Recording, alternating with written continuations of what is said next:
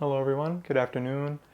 So today is going to be my first video of hopefully a segment or a group of videos on this channel about book reviews. And as you know, reading and storytelling is really important to me, not only as a person, but as a creator too. I love the idea of sharing my opinions about books, and also having discussions with you about what are your favorite books, these books that we're talking about directly, if you have read them yourselves. And I think it's just a good place where I can share my ideas about these books and see what other people think, what they agree or disagree with, and just kind of go from there. I just want to preface something. On this series of book reviews that I plan on doing on this channel, these are just my opinions, right? This is not me telling you what to think about these books, what to see in them, or anything like that. This is simply just me spitting out my opinions. I'm just some guy. I like reading books. I like sharing my opinions about them, not only with you guys, but with people in my life. And that's why I want to do this. It's something that I'm very passionate about. But anyway, the first book for this series, and one of the books that I really loved reading this year in 2021, I finally got to sit down and read it, was Mary Shelley's Frankenstein. This book, as everyone knows, is a book that a lot of people have heard of, obviously, but also a book that a lot of us know the story to, which is, I think, really telling of how great the book is, in fact. Everyone knows the story about Frankenstein, right? Crazy doctor creates a monster, right? And then the monster goes and wreaks havoc on the world, or on the doctor himself, right? But I think the book is quite different than the kind of the American style folklore that was created around it during the 50s and 60s, when the movies and the cinema started to adapt it to a more horror film genre. The book itself is actually quite different. And actually the way the monster is portrayed and things like that is also quite different. And I think those are interesting things that we're going to talk about today.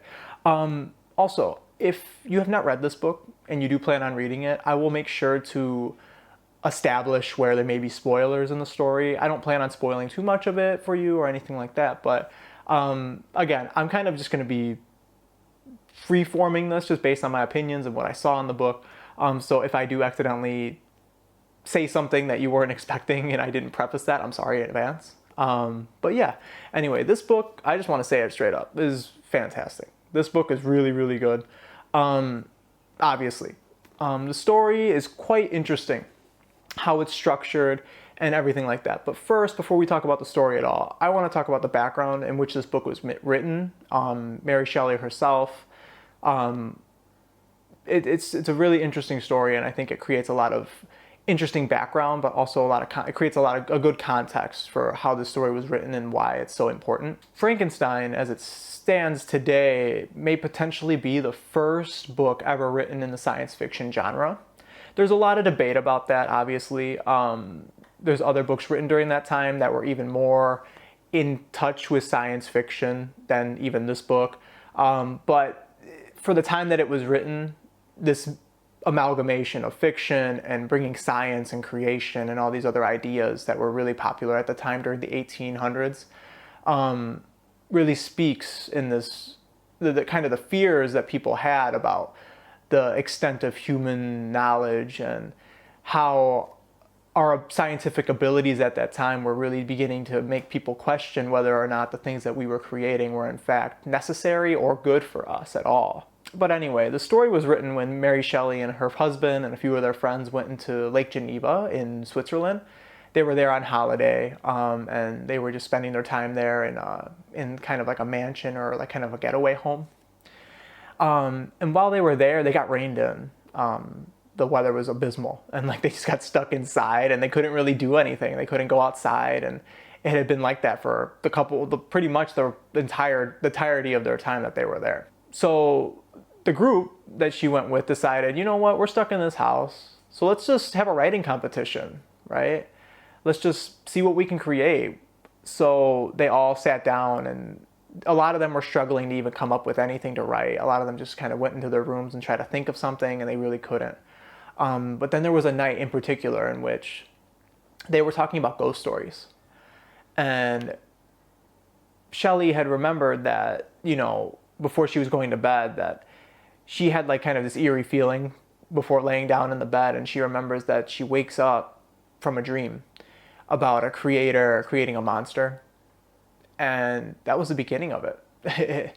She sat down the next couple days, and just wrote out the entire story pretty much by herself. Sat in her room, wrote it out, and showed it to her friends. And not only were they terrified by what she wrote, but also super excited to know that their friend had written such a interesting, but a story that they had never seen or ever read before. But the story she created really opened people's minds up to what science means in the modern sense, right? Like, how does it affect our lives? And are we actually doing what is responsible? Or are we responsible for the things we create, right? So anyway, the story itself, before I get ahead of myself, it's kind of like Inception. There's 3 levels of story here, which is really interesting, and a lot of people don't know this, that this isn't from any one perspective. This is just, it's a story within a story within a story. And then it loops back and goes back to the original storyteller. So the first storyteller is Captain Walton. He, in the beginning of the book, is the first person speaking at all. He's writing letters to his sister back in England while he's navigating the Arctic Circle, like up near Norway and Sweden. And he's one of the first explorers to ever do it, or ever to like write and come back alive, something like that, along those lines. So what he's doing is this expedition is going off, and he's just talking a lot about his experience there and what he sees and the dangers of being there and kind of like the loneliness and things like that. But while he's out drifting on the water, he sees someone like floating on the ice by themselves, and they pick him up, put him on board, and he hasn't eaten. He looks sick and manic, and he's like having a really hard time articulating himself. He's like passing out, things like that. So they take him onto the boat. They clean him up, wash him off, and they come to find that, you know, once he wakes up and comes to and he's able to articulate himself in a way that's meaningful, he's a doctor from Switzerland, and his name is Dr. Frankenstein. And he begins to explain how he even got into those circumstances in the first place. Why was he in the Arctic Circle? He's so far away from his home. He begins his story, you know, and he goes into his childhood, his life, all that stuff. And, you know, I'm not going to spoil too much, but eventually, as we all know, he gets obsessed with this idea of creating life from nothing. Creating a being that can live cognizantly and have a consciousness with his own hands. And I won't spoil too much about how he gets to that conclusion as to how he's going to do it or how he does it. But one day, inevitably, he is testing his scientific knowledge on this being that he's created, and one day the being becomes cognizant, and it wakes up, and it can feel and see and understand.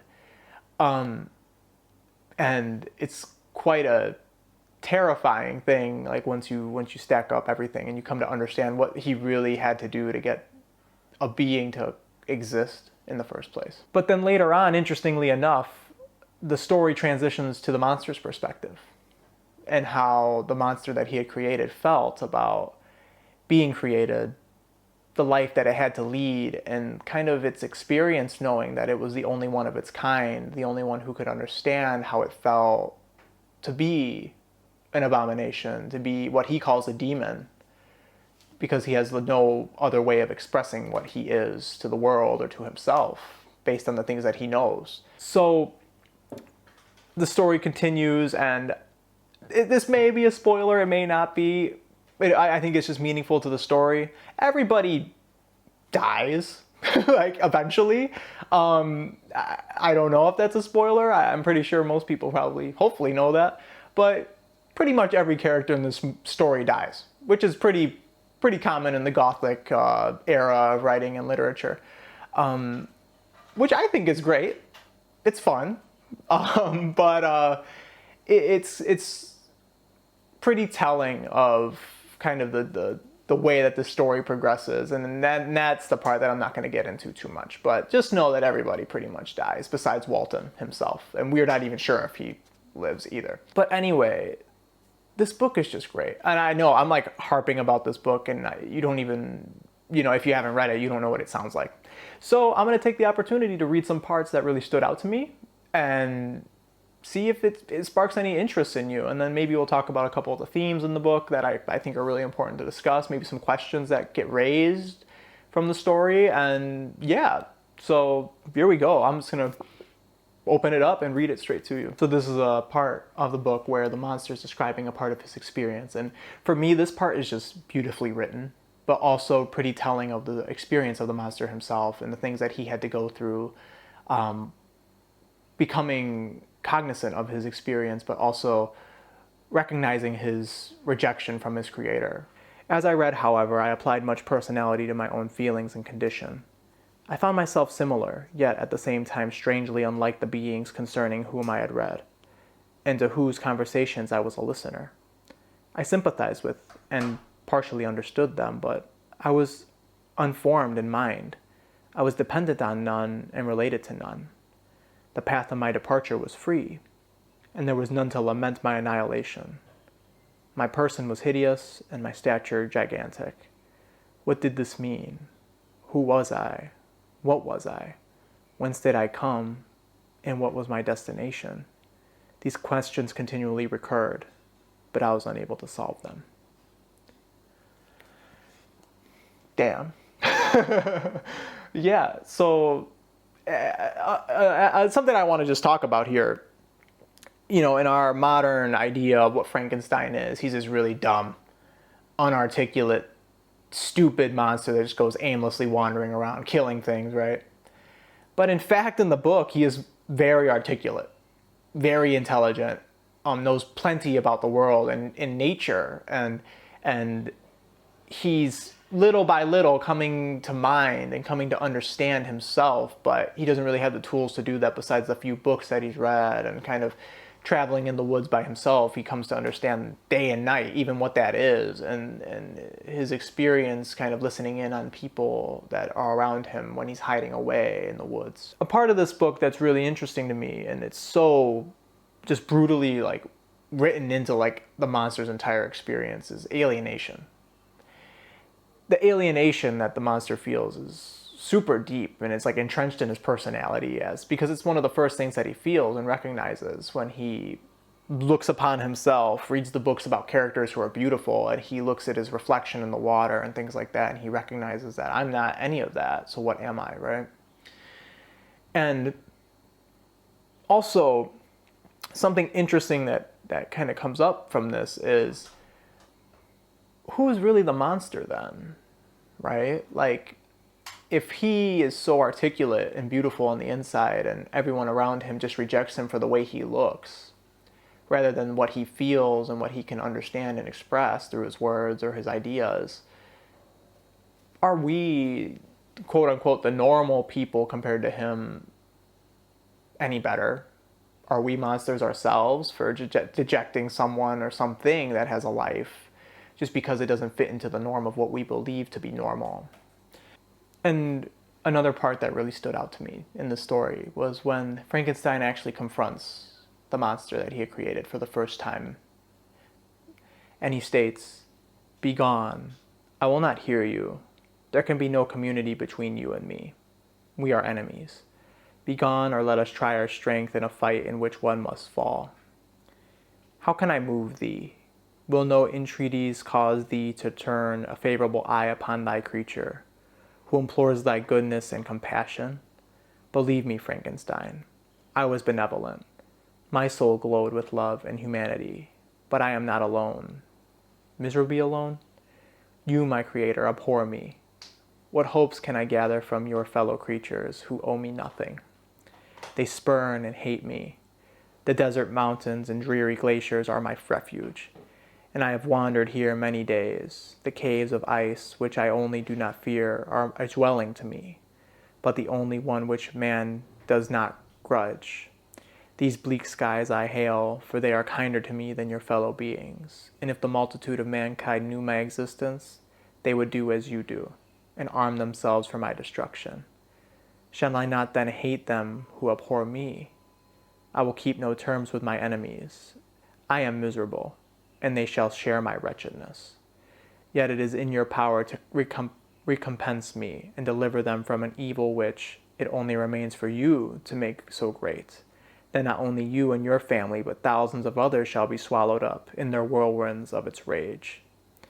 Let your compassion be moved, and do not disdain me. Listen to my tale, and when you have heard that, abandon or commiserate me, as you shall judge that I deserve. But hear me. The guilty are allowed by human laws, bloody as they are, to speak in their own defense before they are condemned. Listen to me, Frankenstein. You accuse me of murder, and yet you would, with a satisfied conscience, destroy your own creature. Oh, praise the eternal justice of man. So, some of my thoughts about the book, my final thoughts, it's great. I know the things that I have read to you weren't really telling of anything but in the story so much as they were just to show you the style of the book. Shelley's writing is great, and sure, it is old. The book was written in 1818, so we have to give it some credit where it's due. Of course, the language is pretty dated, but it is quite easy to read, so long as that you are kind of slow and you take your time with it. Don't try to rush things, because you may misinterpret, as I did plenty of times, what they were actually saying. But the story itself is a classic, obviously, and I do believe that this book is a must-read. Not only is it really, again, one of the first science fiction novels that have ever been written in history, but is one that is obviously so iconic that many of us know it without even reading the book itself. So please, if you ever get the chance, please pick this up. It's a beautiful book, and I really do love the themes that it expresses about knowledge, about who are we good, are we bad? Like, there's so many great themes within it. Who's really the monster when it creates something evil, right? And are we responsible for the things that it does when we are the ones who create the very thing, right? It's quite a beautiful book, and I really hope that you enjoy reading it. Please share your ideas with me, your comments, your questions. If you've read the book, please share with me what you thought of it. If you have different ideas about what the book means and its story. And thank you so much for watching. Again, this is going to be the first video, my book review section or my playlist on this channel. I'm really excited to begin this journey with you, just kind of exploring books and the things that they have to share with us. Yeah, and thank you so much. Please like, comment, subscribe, all that stuff, and I'll see you in the next one.